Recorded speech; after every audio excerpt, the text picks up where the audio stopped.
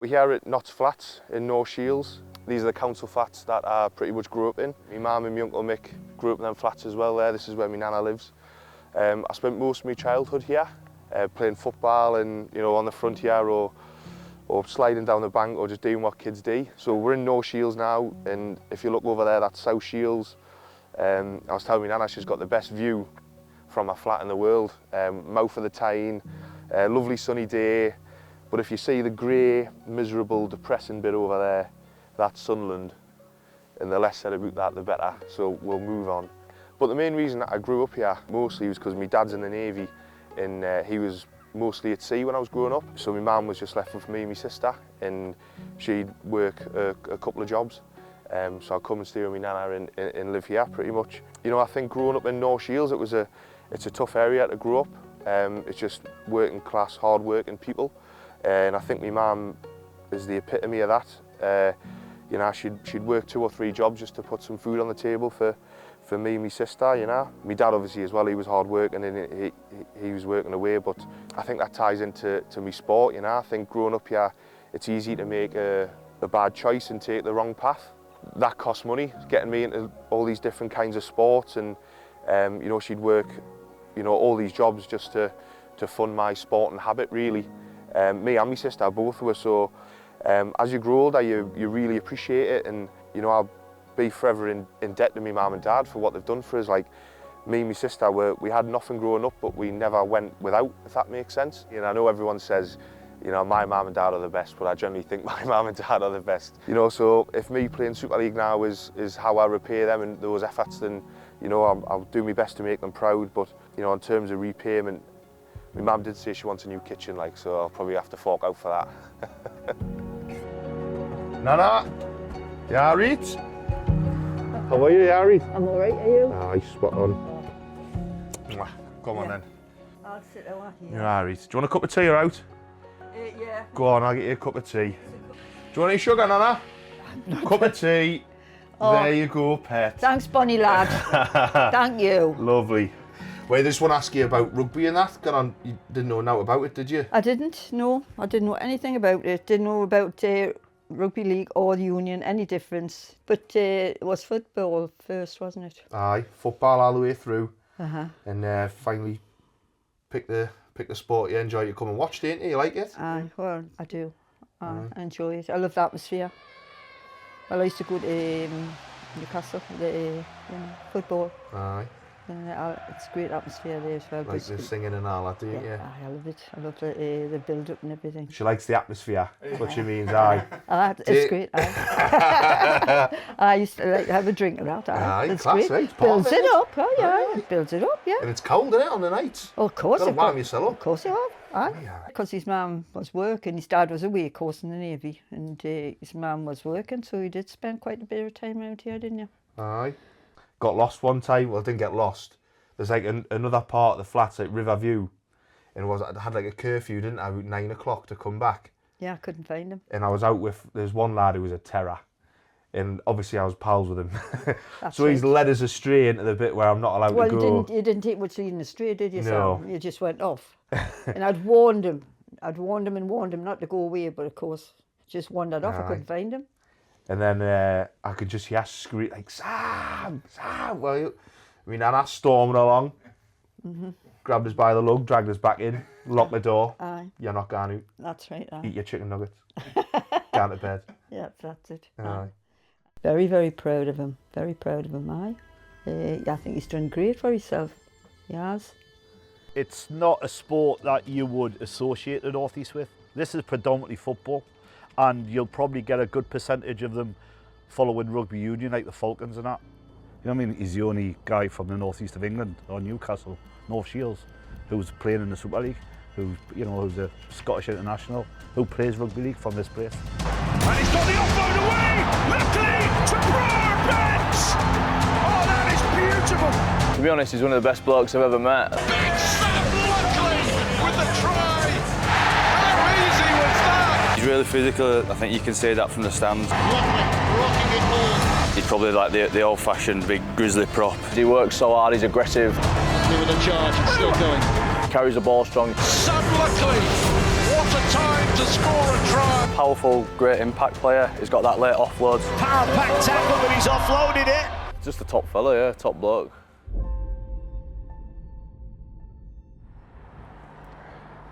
There you go, little fish key market, that's where all the fishing boats are. My mum's cousin works in this fish and chip shop just here, the waterfront. Not that I get free fish and chips or anything. This is Josephine Hutchinson, which is my great grandma, my nana's mum. And my nana, who now lives at the top, when she was a kid, she used to live on here. And her mum was a herring girl. And obviously this is a fishing town, and there's a little mark of respect for all the grafters and all the people who work in the fishing industry here. My great grandma's on the wall. Yeah, so it's just, you've got a bit of skin in the game, a bit of blood in no shields, and you know, I'm so proud of it, and you know, it's just a nice little touch, I think. So I was playing Union at Percy Park and at school as well with my mates, and then they started the North East Regional programme in the area, and they must have give like a load of applications or forms advertising to local schools and stuff, you know, if you fancy playing rugby league, come and have a crack. And I went in and told my mum, right, I'm going to these trials, I'm going to have a go. Started off when he was about 4.5, football. Football. And then he got into, you were playing at Crampton, weren't you? I played at Crammy, then went to Wales End Boys Club, which was Shiraz Club and ours, so. North Shields football after that, played for the county football. Yeah. And then did tennis for a bit. And Tennis? Robin, my sister, she played tennis as well, so we could always play with each other. Yeah. You got into cricket. Cricket, Percy Main Cricket You were Club. Percy Main Cricket Club. He was at a good level at everything, and everything he turned his hand to, the coach would always come up and say, does he want to play for the county? Does he want to, they say, got no more room. Yeah. The whole timetable is sorted. Yeah. And then I did MMA, didn't I, which is one of them. Yeah, you went to become a cage fighter. For a day. That was down at Whitley. But I mean, to be fair, you went a few times, didn't you? And you did love the buzz. And I was at Gateshead College, and they rang us up because I'd made the England squad, like academy, and it was like the 30-man squad or something. And I just wanted to know a bit about us, so they did an interview over the phone, and I just saying what I am now. I did a load of sports, and the last one I listed off was like MMA, because that was my most recent one that I was enjoying. And next thing I know, they've put a spread on, cage fighter turns to rugby league. And I went, what's going on? Yeah, it's like he's done MMA for 12 to 18 months, former cage fighter. I've never had a fight in a cage in my life. What did you say? I only went in to use the toilet. Well, he went in to use the toilet, and all of a sudden he comes out and thinks he's Bruce Lee. But I just think that they found the sport that suits me really down to a T. Massively, yeah. The only sport that we knew nothing about, which is the weirdest thing. Yeah, like, that's never true. even seen a rugby league game. When he said rugby league, we were like, right, here we go then. And Get me your book, because I haven't when got I a took clue. him to a game, his first rugby league game, I thought, what is going on here? I didn't have a clue. I didn't know any of the rules, didn't have a clue, and there was kids just battering each other, and I just thought, this is mental, this. Well, you'd had enough, didn't you, when I went to my North East scholarship trial, didn't you? You went, I'm not taking you, I've had enough of all these sports, he get came the home from metro. school with a sheet of paper and says, I'm going for trials for this. I went, oh no, not another sport. And I said, no, I'm not doing it. You'll have to get yourself on the metro and take yourself up there. And he did, and he came back and he'd been picked. But I loved the game. I fell in love with it, the physicality of it, the high speed, and I got into the North East Regional side, and that's where my rugby league journey began. Like I said, when I first started rugby league and I got accepted onto the North East scholarship scheme, it was based at Gateshead College, and this is where Nudge did all the S&C. Martin Nugent, sorry. And that's where our paths first crossed. I've probably been coaching Sam, since you were about 13, 14. Aye. He's never changed one bit. He's literally come in what you see is what you get. Even as a young lad, he was very self-assured. Type of guy who looked around the room and thought, I can take anybody here. That's the mentality of him. He was never going to be a winger, let's be brutally honest. And it was something that he just wanted to hit people hard all the time. And I'm thinking, you know, from a robustness perspective, you know, performance-wise, there's only so long you can keep doing that. If we can get him to move left or right a little bit faster and a little bit more burst of speed, then great, you know. And athletically, you know, we knew what he was about, we knew where he was going to be. So it was a case of, you're not going to try and change that, you're just going to try and enhance it where you can. Suddenly, Rovers are coming forward with purpose. Yeah, I think Martin's been a massive part of my professional development. Not only that, as a young man as well, growing up, and you're growing, and you know Martin's got to look after us in that sort of sense, and it's not all just lifting heavy beach weights and all that sort of stuff. So there is science behind it, and you know he's looked after us and nurtured us as I've grown up. And even though I've gone off to different clubs, I always come back here at Martin's gym and keep training because I feel like he gets the best results out of me. And you know we have a laugh and a joke, but we are good mates, and it's nice to see each other and catch up. And he's always asking us for another shirt for the while as well, which is nice. Yeah, it's one of those. It's a cheap way of instead of putting wallpaper up. That was my academy days at Huddersfield. Funnily enough as well though, that's Minicella there, playing for Leeds, who's me skipper now and one of my best mates. I think it's made him hungrier and appreciate where he's at. You know, I can relate to that. He's appreciates every day. He's grateful for what he's got, and he's been on a journey to get there, which makes you grateful. Yeah, he makes you appreciate it. He's had to do some hard times. He's bounced around clubs. I remember played against Sam when he was at Newcastle and now we're at Bradford, and 2018 I think. And then it's funny how we're here now together as teammates. So he's been on a journey, but he deserves everything he gets. Yeah, and I'm really proud of him. And then this other one is a couple of years before when I was playing for Hull KR against Cass at the academy there as well. That was when you won the England regionals. Aye. No matter where he's been, our Sam's always had to work 100%. He's always been underestimated in every sport, and he's always come through on top. He's always, isn't he? He's always been overlooked and everything. And then sadly, I got released. I got binned off by Huddersfield, and I come back to Newcastle, and I just didn't have a clue what I was going to do. You know, I'd put all my eggs in the rugby league basket. Barely got any GCSEs, and I didn't finish that college course. I was a bit of I was lost really. And so Andy Kelly was a big part of my life growing up in rugby league. He's the head of youth at the time he was the head of youth at Huddersfield, but he ran the programme here in the Northeast, and he was like my first real mentor. And he just showed us the game and kind of grew us up a little bit, because I was a bit, I don't know, I guess all teenagers are like that, but confident, chest out, I think I know it all sort of thing. And he kind of brought us back down to earth a little bit. And through the game, the discipline and all that sort of stuff, it really helped us as a become an adult, really. Thankfully, through Thunder and the people that I've met, Jason Payne was the captain of Thunder at the time, and he was also running the university programme in Northumbria. And he invited me and my mum to have a meeting with him and the head of sport at Northumbria, and offered me a place at university, but I had to explain I had no UCAS points or anything. I was like, I've got nothing here.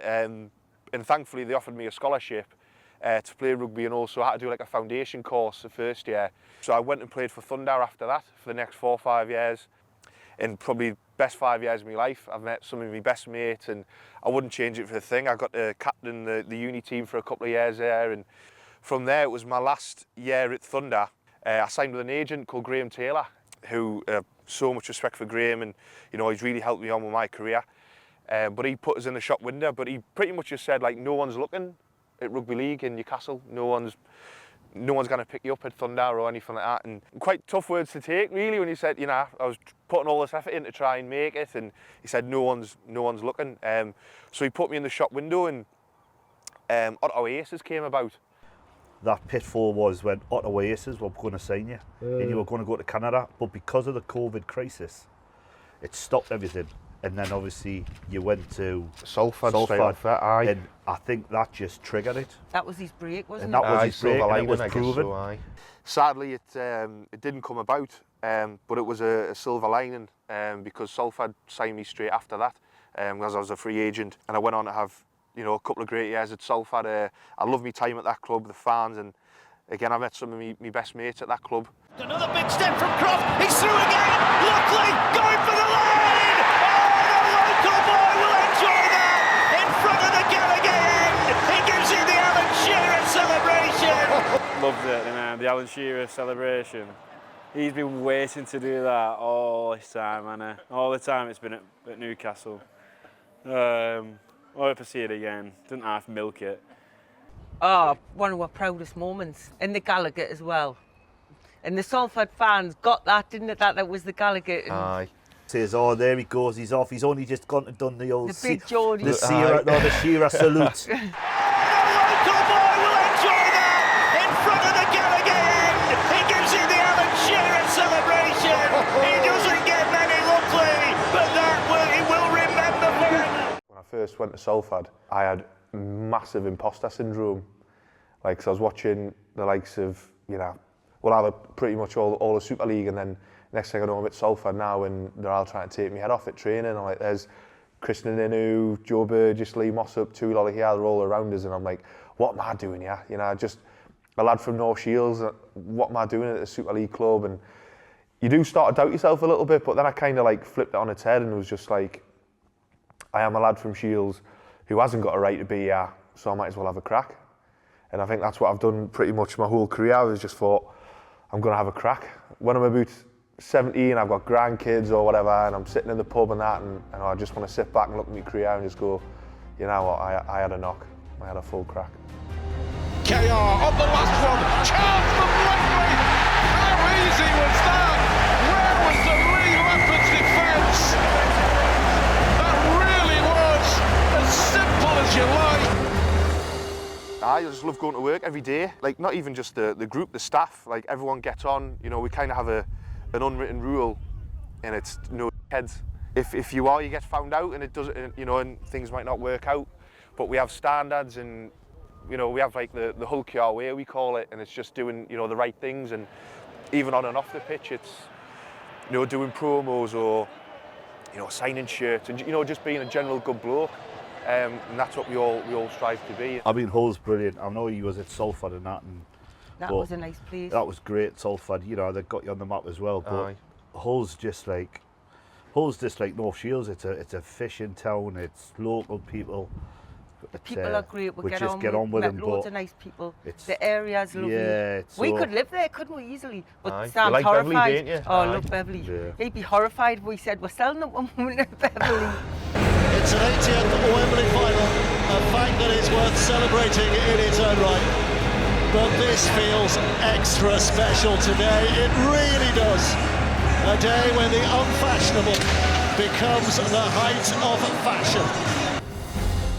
Oh, it was amazing, wasn't it? I genuinely think that's probably my best day in rugby league. I know we lost the Challenge Cup, but like, seeing your dad in his #1s, medals on, uniform, carrying the trophy, and looking over, and I was just thinking, just don't drop it, lad. Don't drop it in front of all them people. The bloke says to us, oh yeah, you'll be taking the trophy out and you've got 2 RAF guys just marching behind you. He says, but just be aware it's about 140 years old and it's fragile. I went, oh, cheers for that. Sweating now, are you coming in? Yeah. It's one of those things, isn't it? You wish for it and you want it to happen. But me personally, I would like to see them get there and have Lee in the finals again.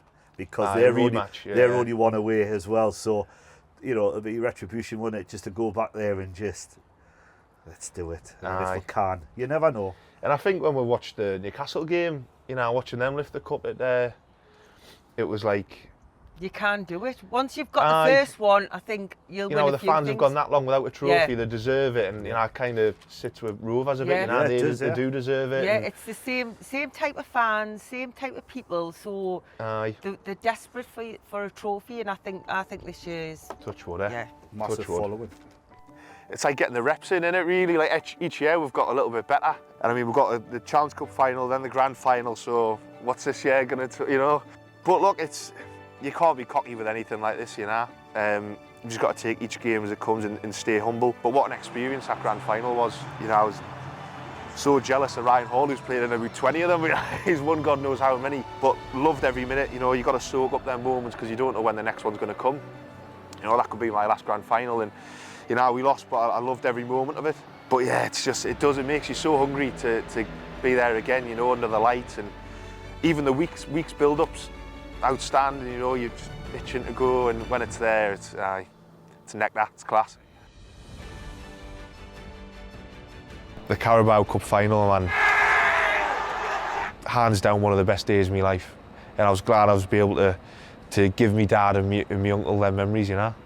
Football's been in this family, you know, forever. And Kevin Keegan era, that was and that's yours, King Kev.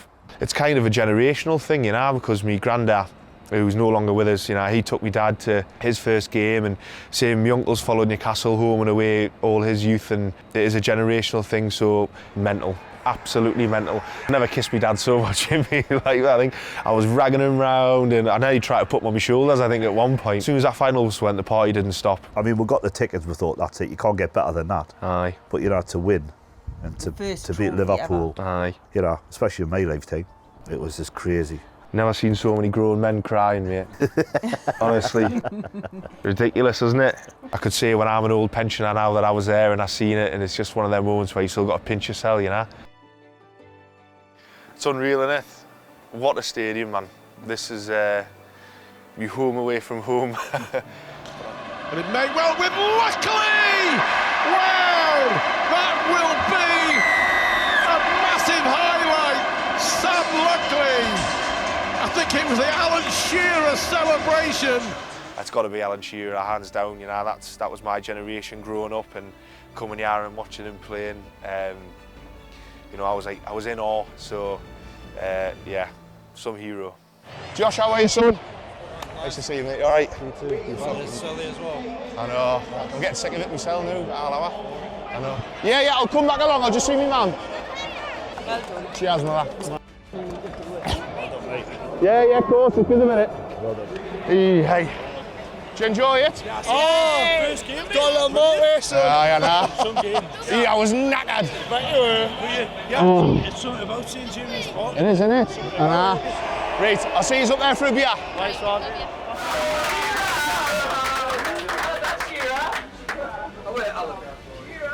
So as a middle coming off the bench, you need someone to give you a spark, yeah, energy, and that's Sammy does it better than anybody else, I think. But for me, what gets overlooked with Sammy is like his leadership. So it's something that you probably can't measure by watching, but what he does around the place, you know, on a day-to-day basis, and in his warm-up, especially on a game day, we have a sort of middles huddle, and Sam leads it, you know, and I love it when Sam talks in his Geordie accent and gets us all revved up. You come out of that huddle and you think, wow, ready to go, and everyone values him and respects him, and that's sort of Sammy's time, really. Yeah, just an all-round good bloke. He's a great mate. I've had so many good memories with him on and off the pitch. Yeah, just a great person when you come into training. He's someone who makes you smile, and yeah, it's good to have around the place, and a great pal.